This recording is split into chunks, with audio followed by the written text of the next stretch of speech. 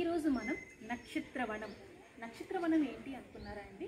ప్రముఖ శైవ క్షేత్రం కోటలింగాల క్షేత్రంలో ఉన్నామండి మనం. ఇది తాళైపాలెం, గుంటూరు జిల్లా అండి. ఇక్కడ నక్షత్రవనం ఉందండి, చూశారు కదా. మనకి మొత్తం 27 నక్షత్రాలు ఉంటాయండి. మనం పుట్టిన తిథిని బట్టి ఒక్కొక్క నక్షత్రం అనేది ఉంటుంది. అయితే ఈ 27 నక్షత్రాలలో కొన్ని శాంతిని కలగజేసే నక్షత్రాలు ఉంటాయి, కొన్ని అశాంతిని కలగజేసే నక్షత్రాలు ఉంటాయండి. అయితే కొన్ని అశాంతిని కలగజేసే నక్షత్రాలలో మనం పుట్టినప్పుడు వాటికి కొన్ని దోషాలు అనేవి ఉంటాయి.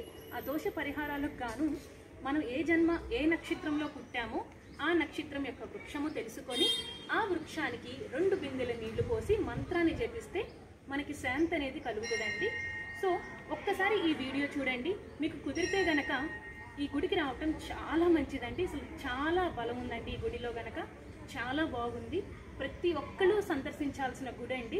మ్యాక్సిమం గుడికి రావటానికే ట్రై చేయండి.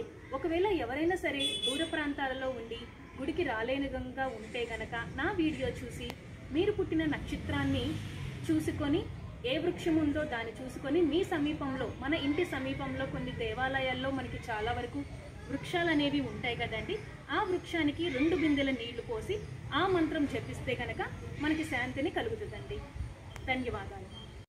ఇప్పుడు నేను చెప్పిందంతా కూడా కల్పితం కాదండి. ఇక్కడ శిలా ఫలకాలు ఉన్నాయి. ఆ గుళ్ళో పూజారులు కూడా నేను కనుక్కొని నేను మీకు చెప్పానండి.